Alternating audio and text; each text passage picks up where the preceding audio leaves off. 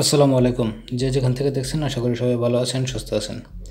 Smartphone যারা ব্যবহার করেন তারা হয়তো অনেকে এই সমস্যাটা ফেস করেছেন। আপনার ফোনের নেভিগেশন বাটন কাজ করে না। নেভিগেশন বারটা আসলে কি? নেভিগেশন বারটা হচ্ছে ব্যাক বাটন, মেনু বাটন এবং হোম বাটন। এই তিনটি বাটন যদি কাজ না করে, বিশেষ করে আমার এই ফোনটা আপনারা দেখতে পাচ্ছেন যে এই তিনটি বাটন আমি টাচ করলেও কাজ হচ্ছে না, কিন্তু আমার ফোনটা কিন্তু বাকি সব কিছুই মোটামুটি ঠিক আছে। এখানে দেখতে পাচ্ছেন আমার যে কোনো জায়গায় টাচ হচ্ছে, শুধু এই তিনটি বাটন টাচ করতে পারছি না। তো এমন সমস্যা যদি আপনি পড়ে থাকেন, একজন টেকনিশিয়ানের কাছে গেলে তিনি আপনাকে যা বলবেন যে আপনার ফোনের টাচ স্ক্রিন চেঞ্জ করতে হবে। যদি টাচ স্ক্রিন এলসিডি একসাথে হয় তাহলে পুরো ডিসপ্লেটাই চেঞ্জ করতে হবে, এবং সেই ক্ষেত্রে খরচের ব্যাপারটা কিন্তু মোটামুটি একটা ফোন রিপেয়ারের ক্ষেত্রে অনেকটাই বেশি বলা চলে। তো আমি আজকে আপনাকে এমন একটা সমাধান দেব যে সমাধানটা আপনি টাচ স্ক্রিন চেঞ্জ না করেও এই সমস্যার সমাধান করতে পারেন এবং অনায়াসে আপনার ফোনটাকে আগের চাইতে আরও সহজভাবে ইউজ করতে পারেন। এর জন্য আপনাকে যা করতে হবে, প্রথমে প্লে স্টোরে যেতে হবে এবং একটা অ্যাপস ইনস্টল করতে হবে। অ্যাপসটার নাম হচ্ছে সিম্বল কন্ট্রোল।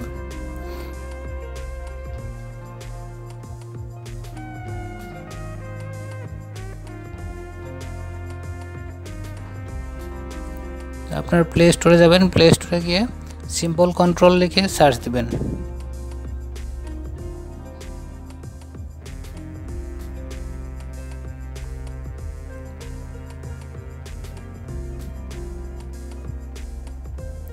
সিম্বল কন্ট্রোল লিখে সার্চ দিলে দেখবেন প্রথমেই একটা অ্যাপস শো করতেছে এবং লোগোটাকে একটু দেখে রাখবেন। এই সিম্বল কন্ট্রোল এটাকে ইনস্টল করে নেবেন।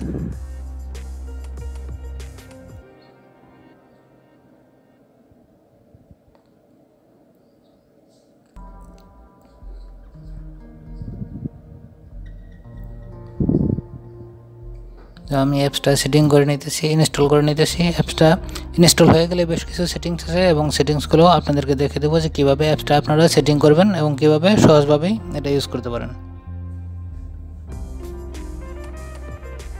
তো অ্যাপসটা ইনস্টল হয়ে গেছে। অ্যাপসটা ইনস্টল হয়ে যাওয়ার পরে জাস্ট এটাকে ওপেন করে দেবেন এবং এটাকে ওপেন করে দেওয়ার পরে দেখবেন এখানে কিছু লেখা আসছে, টার্ন অন অ্যাক্সেসিবিলিটি সার্ভিস। তো এই যে লেখাটা আসছে, এই লেখাটাকে জাস্ট ওপেন অ্যাক্সেসিবিলিটি নিচে এই ফাংশনটাতে ওকে করে দেবেন, এটাতে ক্লিক করে দেবেন। এরপর দেখবেন আরও দুইটা ফাংশন আসবে। এখানে আপনার কোনো কিছু করা দরকার নেই, কোনো চেঞ্জ করা দরকার নেই, জাস্ট ওকে করে দেবেন।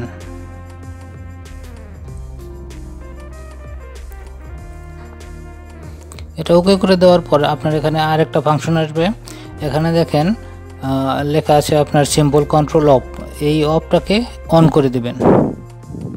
এরপর ওকে, এটা যখন আপনি ওকে করে দেবেন, এরপর আপনার দুইটা আইকন শো করবে। এখানে আপনি দেখবেন যে শো হাইট। তো এইখানে আপনার কোনো কিছু চেঞ্জ করা দরকার নেই, আপনি জাস্ট ওকে করে দেবেন।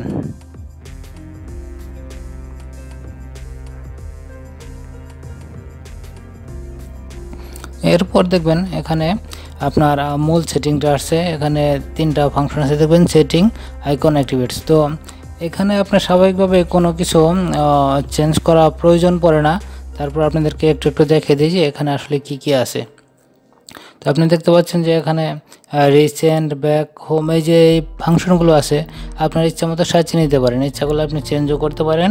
আর এখানে দেখেন যে লং প্রেস লেখা আছে একটা, যদি এখানে আপনি ওই ব্যাক বাটনে প্রেস করে লং টাইম ধরে রাখেন তাহলে হয়তো বা আপনার ভলিউম কন্ট্রোল আসবে। তো এরকম আর কি কিছু ফাংশন আছে, এগুলো নিজে দেখে নেবেন, তবে এগুলো চেঞ্জ করার প্রয়োজন পড়ে না।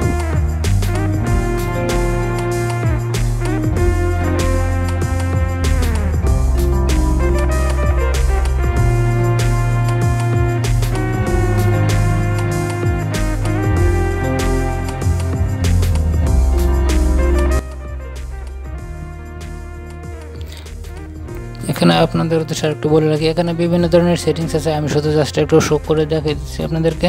তো এই সেটিংসগুলো এখানে বিভিন্ন রকমভাবে আছে, আপনার প্রয়োজন মতো আপনি সেটিং করে নেবেন। এরপরে এখানে আছে আইকন। আইকনের মধ্যে দেখেন যে এখানে বিভিন্ন ধরনের বিভিন্ন স্টাইলের বাটন আছে, আপনি যে স্টাইল পছন্দ আপনার সেই স্টাইলটা আপনি রেখে জাস্ট ওকে করে দেবেন।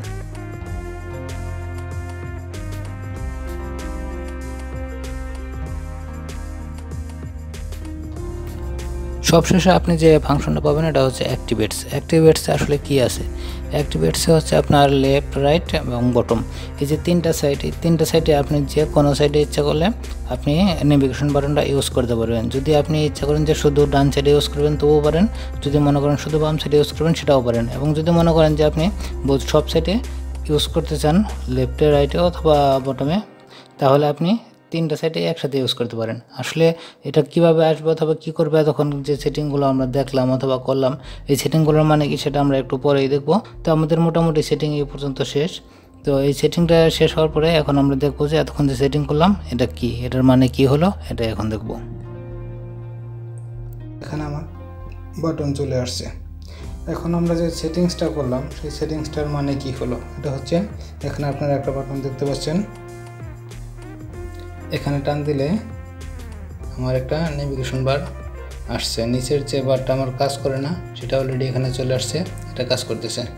এবং যদি আমি এটাকে হাইড করে রাখি, এখানে টান দিই, তাহলে বাটনটা এখানেই আসবে। যদি আমি ডান সাইডে টান দিই এখানেই আসবে, বাম সাইডে টান দিলে সেখানেই আসবে। এটা খুব সুন্দর না?